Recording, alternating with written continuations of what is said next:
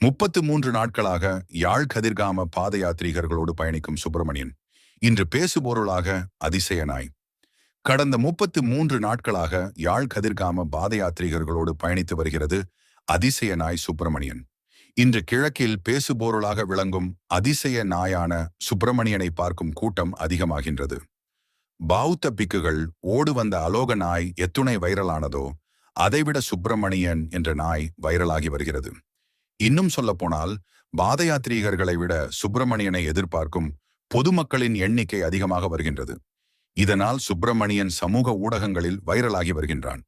பாத யாத்திரை குழு தலைவர் ஜெயாவேல் சாமியிடம் இந்த நாய் பற்றி கேட்டபொழுது, நாங்கள் முல்லைத்தீவு முள்ளியவளை தண்ணீர் ஊற்று என்ற இடத்தில் வரும் பொழுது இந்த நாய் தானாகவே வந்து எங்களுடன் சேர்ந்து கொண்டது. அந்த நாயின் எஜமானோ வளர்த்தவரோ அல்லது ஊரவரோ இந்த அணியில் வரவில்லை. யாத்திரையில் பல அற்புதங்களை முருகன் நடாத்துவதுண்டு.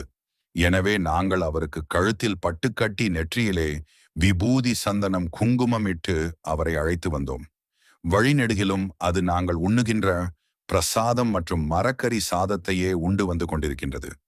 குறிப்பாக திருகோணமலையில் சற்று நோய்க்கு இலக்காகி இருந்த காரணத்தினால் அங்குள்ள மிருக வைத்தியரிடம் சென்று காட்டிய பொழுது அவர் அதற்கு ஊசி செலுத்தினார்.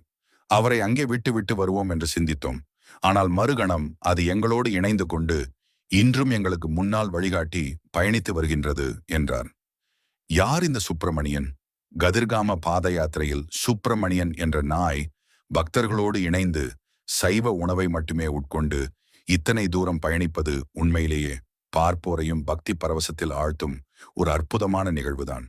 ஆன்மீக ரீதியாகவும் விலங்குகளின் நடத்தை ரீதியாகவும் இந்து தர்மத்திலும் குறிப்பாக கதிர்காம வழிபாட்டிலும் விலங்குகளுக்கு மிக முக்கிய இடம் உண்டு.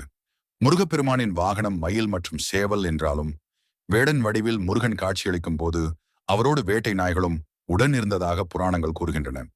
பக்தர்களின் அரோகரா முழக்கங்களுக்கு மத்தியில் எந்தவித பயமும் இன்றி ஒரு வழிகாட்டி போல இந்த நாய் முன்னின்று நடப்பது இறைவனின் சித்தமாகவே பக்தர்களால் பார்க்கப்படுகிறது.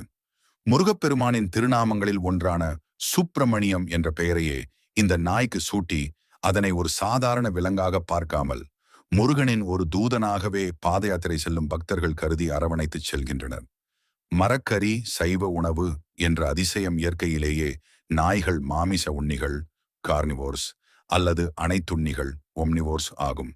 ஆனால் இந்த நாய் 32 நாட்களாக முழுக்க முழுக்க சைவ உணவை அன்னதான உணவுகள் பிஸ்கட் பால் ரொட்டி மட்டுமே சாப்பிட்டு வருவதுதான் எல்லோரையும் ஆச்சரியப்பட வைக்கிறது.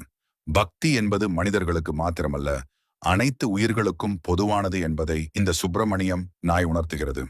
காடுகளையும் கரடு முரடான பாதைகளையும் கடந்து கதிர்காம கந்தனின் சன்னதியை நோக்கி செல்லும் இந்த ஜீவனின் பக்தி பாத யாத்திரை செல்லும் மற்ற பக்தர்களுக்கும் பெரும் ஊக்கத்தையும் ஆன்மீக பலத்தையும் கொடுத்து வருகிறது.